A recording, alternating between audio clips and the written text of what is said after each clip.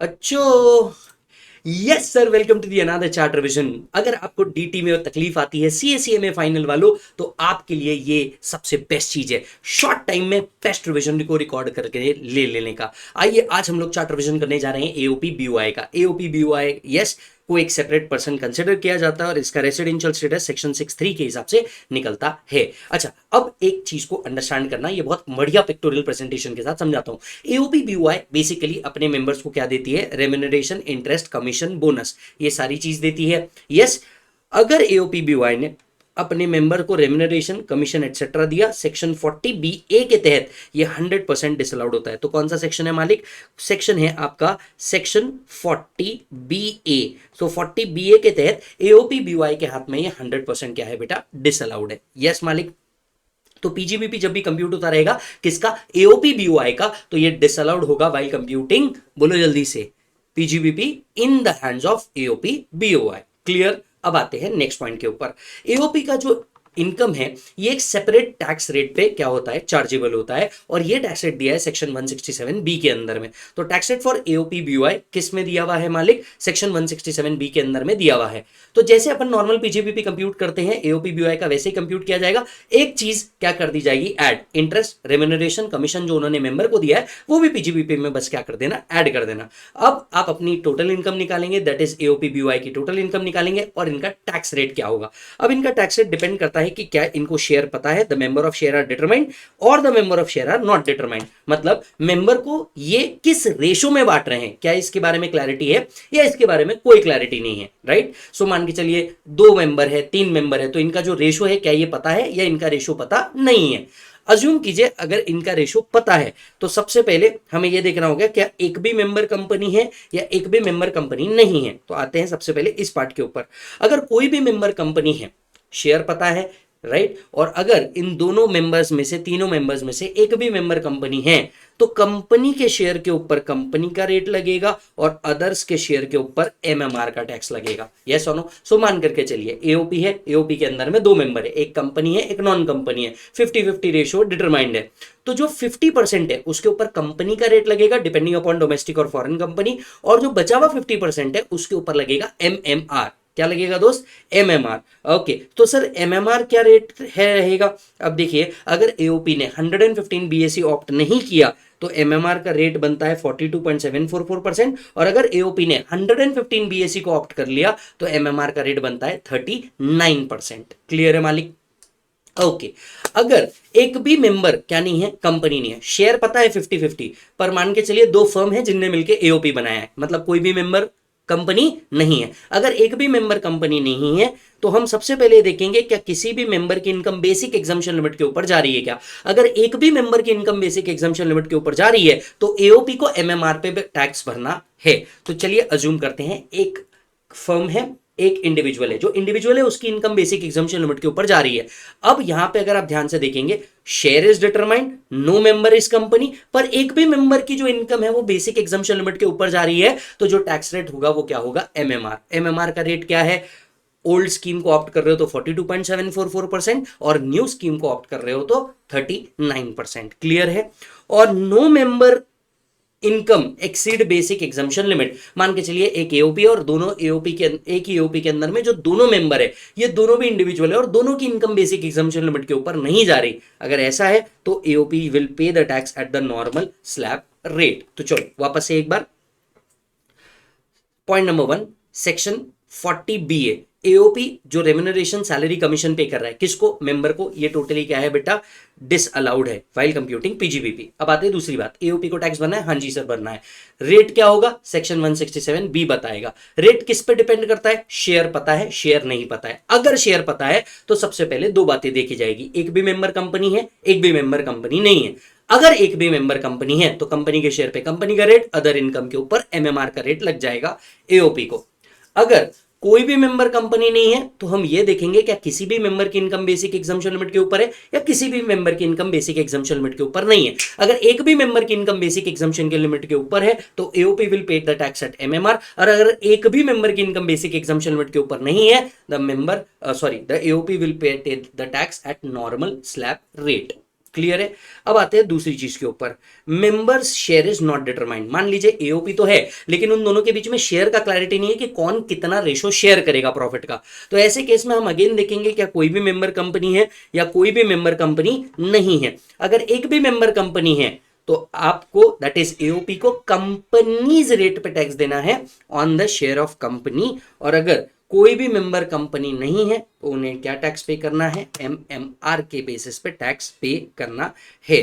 अब मैं आपको बताऊं क्या करना चाहिए। देखो अगर आप मॉड्यूल फॉलो कर रहे हैं तो मैं आपको बताऊंगा J&K नाम से एक क्वेश्चन है मॉड्यूल के अंदर में, वो फॉलो कर देना। ये एक पास्ट एग्जाम क्वेश्चन है जो मॉड्यूल के अंदर में भी अभी है और सिमिलर क्वेश्चन हमारे एमआरपी बुक के अंदर में भी है। ये क्वेश्चन अगर आपने सॉल्व कर दिया तो ये जो पूरा क्राइटेरिया है ना ये आपको 1 मिनट में समझ में आ जाएगा क्योंकि उसके अंदर में सब कुछ दिया हुआ है। तो वो आपने बस मिस नहीं करना है। तो come on once again, share is known, share is not known. अगर शेयर नोन है, any member company, no member company. Any member company, company के शेयर के ऊपर कंपनी का रेट, अदर इनकम के ऊपर MMR. No member is company, क्या किसी भी मेंबर की इनकम बेसिक एग्जाम्पशन लिमिट के ऊपर है? अगर हाँ तो एमएमआर के रेट पे टैक्स पे करेगा एओपी, नहीं तो नॉर्मल स्लैब रेट पे करेगा। अगर शेयर पता ही नहीं है, राइट, एक भी मेंबर कंपनी है जो कंपनी का टैक्स रेट है वो लगेगा, एक भी मेंबर कंपनी नहीं है तो एमएमआर के बेसिस पे टैक्स लगेगा। एट द सेम टाइम मैं आपको बता दूं, अगर एओपी को कोई स्पेशल इनकम आती है, for example long term capital gain, तो लॉन्ग टर्म कैपिटल गेन का टैक्स रेट अब क्या हो चुका है 12.5%, स्पेशल रेट लगेगा। शॉर्ट टर्म कैपिटल गेन का टैक्स रेट क्या हो चुका है 20%, तो 20% लगेगा। यस और नो, राइट। अगर एओपी बीओआई को कोई लॉसेस आते हैं तो ये लॉसेस एओपी बीओआई ही कैरी फॉरवर्ड करेगी, वो किसी और को देने वाली नहीं है। ठीक है ma'am, that is pass through status में मेंबर को नहीं जाएगी। अब आते हैं मेंबर को जो एओपी बीओआई की इनकम हो रही है इनका टैक्स रेट क्या लगेगा। अब मेंबर के हाथ में जो एओपी बीओआई से इनकम आ रही है, मेंबर के हाथ में इसका टैक्स रेट क्या होगा, तो जरा ध्यान से सुनना। अगर एओपी बीओआई ने जो टैक्स भरा है वो एमएमआर पे भरा है, अगर अगर अगर अगर एओपी बीओआई ने जो टैक्स भरा है वो एमएमआर रेट पे भरा है या हायर रेट पे भरा है, तो ऐसे केस में मेंबर के हाथ में ये इनकम एग्जाम्प्ट हो जाती है। तो शेयर इनकम जो एओपी से आ रही है वो एग्जाम्प्ट हो जाएगी, शेयर इनकम जो एओपी से आ रही है वो एग्जाम्प्ट हो जाएगी अगर एओपी ने जो टैक्स भरा है वो एमएमआर से भरा है। क्योंकि अब एओपी ने अगर हायर रेट भर दिया, एमएमआर रेट से भर दिया, तो मेंबर से वापस थोड़ी इन कलेक्ट करेंगे। अगर एओपी बीओआई ने वो टैक्स रेट भरा जो इंडिविजुअल को एप्लीकेबल है, ये तो तभी हो सकता है जब share is known, no member is company and no members income exceed basic exemption limit. Don't you think so? हां या हां? शेयर पता है, कोई भी मेंबर कंपनी नहीं है एंड किसी भी मेंबर की इनकम बेसिक एग्जम्पशन लिमिट के ऊपर नहीं जा रही है। सो share income is included in the income of member. जो शेयर ऑफ एओपी आ रहा है वो मेंबर की इनकम में इंक्लूड किया जाएगा एंड इनको रिबेट मिलेगा सेक्शन 86 का, एंड इनको रिबेट मिलेगा सेक्शन 86 का। मैं आप सभी को बता दूं 86 का रिबेट मिलेगा, तो सर रिबेट तो 87A में आता था। 87A में जो रिबेट आता था वो तो किसके लिए एप्लीकेबल है, इंडिविजुअल के लिए एप्लीकेबल है, तो सर मेंबर तो इंडिविजुअल ही होगा। तो क्या 87A की जगह यहां पे 86 का रिबेट मिलेगा? ना ना ना, यही एक मिसअंडरस्टैंडिंग है। Rebate under 86 is in addition to 87A। मतलब बेसिकली अगर कोई इंडिविजुअल है वो एओपी का मेंबर भी है तो उसको 87A का रिबेट भी मिलेगा और 86 का भी रिबेट मिलेगा। ऐसा एक क्वेश्चन हमने हमारे एमआरपी के अंदर में रखा हुआ है एंड अगर मैं गलत नहीं हूं तो शायद J&K वाला जो क्वेश्चन मैं बोल रहा हूं उसमें ये वाला भी एडजस्टमेंट है, एक बार देख लेना। क्लियर है? ओके। सो मेंबर को जो इनकम मिल रहा है किससे मिल रहा है बेटा? एओपी से मिल रहा है। तो एओपी से जो इनकम आ रहा है वो मेंबर के हाथ में एग्जाम्प्ट है अगर एओपी ने जो टैक्स भरा है वो एमएमआर पे भरा है। Share income of AOP taxable होगा किसके हाथ में? मेंबर के हाथ में। कब? अगर एओपी ने नॉर्मल रेट से क्या भरा है? टैक्स भरा है। एओपी ने क्या करा है? नॉर्मल रेट से क्या भरा है? टैक्स भरा है। यस। थर्ड, अगर एओपी बीओआई ने टैक्स नहीं भरा तो शेयर इनकम जो रहेगा वो इंक्लूड किया जाएगा in the income of member, पर रिबेट मिलने वाला नहीं है, पर रिबेट मिलने वाला नहीं है। क्लियर है मालिक? यस। ओके।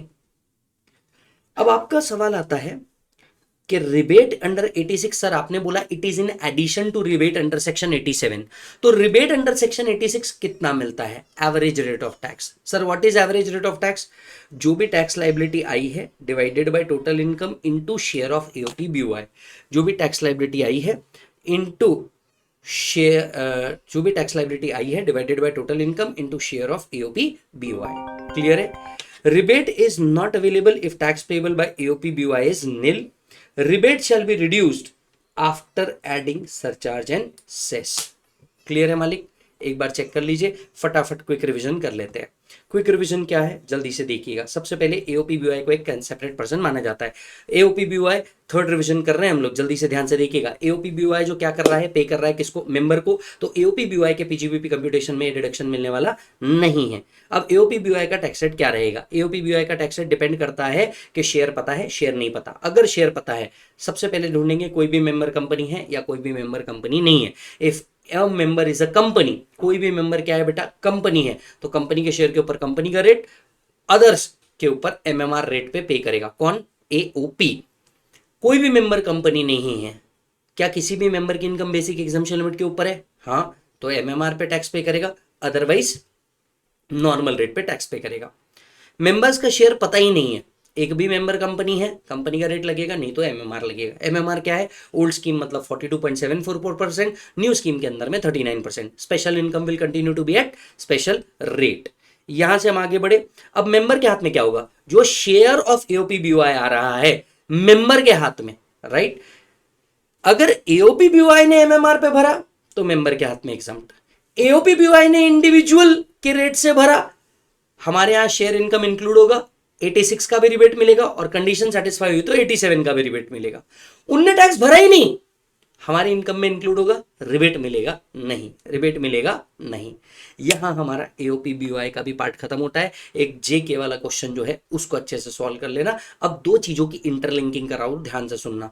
एक मैं इंटरलिंकिंग करा रहा हूं एएमटी से। एक अगर एओपी बीओआई का अति, that is adjusted total income 20 lakh के ऊपर है, एडजस्टेड टोटल इनकम अगर कितने से ऊपर है बेटा? 20 लाख से ऊपर है, तो एओपी बीओआई को क्या पे करना है? एएमटी भी पे करना है, प्रोवाइडेड उनने ओल्ड स्कीम ऑप्ट किया हो। क्लियर है मालिक? तो यहां हमारा एक और चैप्टर चार्ट रिवीजन का खत्म होता है मालिक। मैं मिलूंगा आपसे अगले चार्ट रिवीजन के अंदर में, तब तक के आप अपना पूरा ध्यान रखें। एक एक करके हम सब चार्ट रिवीजन कर रहे हैं, कुछ टॉपिक बड़े कुछ टॉपिक छोटे, मिक्स एंड मैच करते जा रहे हैं। बहुत जल्द हम लोग इस पूरे चार्ट रिवीजन को कंप्लीट करेंगे। Thank you so much, see you, bye bye, take care.